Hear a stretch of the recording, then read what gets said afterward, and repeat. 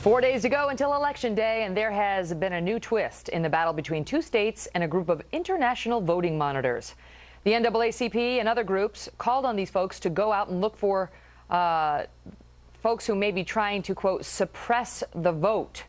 The folks in Iowa and Texas, not amused, warning the foreign observers to stay back from the polls this Tuesday or possibly face arrest. And now we're hearing that these groups have complete immunity from many U.S. laws. Is that true? Joining us now, Jay Sekulow. He's chief counsel for the American Center for Law and Justice. So they are coming from places like Kazakhstan to Texas and Iowa and other states to make sure that we run free and fair elections, Jay. And they say if Texas, as it's threatened to do, tries to arrest them or get up in their business if they get out of line, they can't. What's the truth?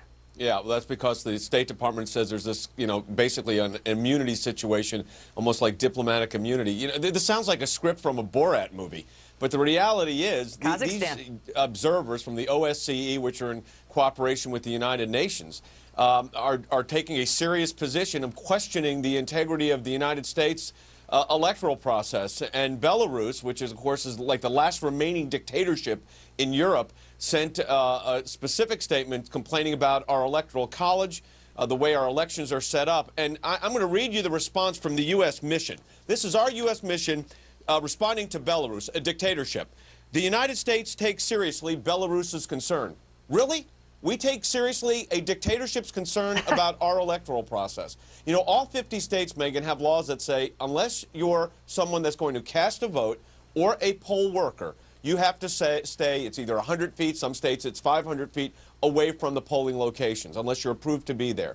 These individuals do not have authority to go into our polling locations to observe. And the state's attorney generals, as Greg Abbott has said from Texas, and as Iowa's Secretary of State has said, and now Georgia's Secretary of State as well, are going to enforce the laws to make sure we don't have international interference. And by the way, these groups, as you mentioned, coordinating with not just the NAACP, but also Project Vote, which is an ACORN group. And interestingly, the focus has been, Megan, that these international observers were concerned about the way in which our voter ID laws were set forward. However, the Netherlands, which is part of the observing process, actually has in their statutes that voter identification is required in the Netherlands before a vote is cast. So these complaints about our system, it's basically an attempt really to intimidate poll workers. And that's the idea. But why would you have these representatives, international representatives at U.S. elections? They've been there since 2002. They skipped the 2008 election. I guess they thought that one wasn't going to be so close. And they're here at this one because this is going to be a close election.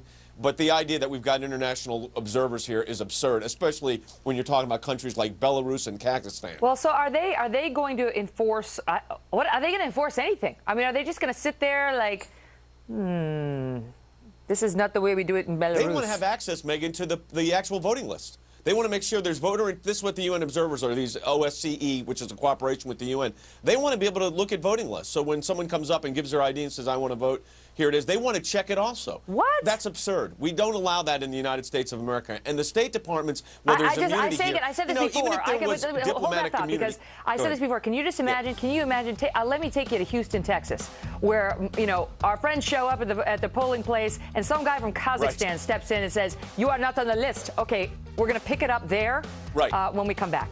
Stay with me. All right, Jay Sekulow. So what happens down in Houston, or in Des Moines for that matter, if a voter shows up and the guy from Kazakhstan doesn't see him on the list? You go to your poll workers and you demand that person be escorted off the site because they have no right to be there. There will also be election hotlines set up. But if someone's right to vote is interfered with because an international observer doesn't determine that we're in compliance with international law or that the person is not qualified to vote under some international standard, well, that's absurd. So they need to be escorted off. Hopefully, what we're doing is we're notifying all 50 states' attorneys general this weekend as to what their law is, and they all have these stay-away provisions. So if the person does not have the right to be there, which these international observers do not, off they go, and you exercise your right to vote. Do not be intimidated by this attempt to suppress the vote, which is what this is all about. Something tells me that they won't. The American citizens won't be intimidated. We'll see, Jay. Thank you. They will not.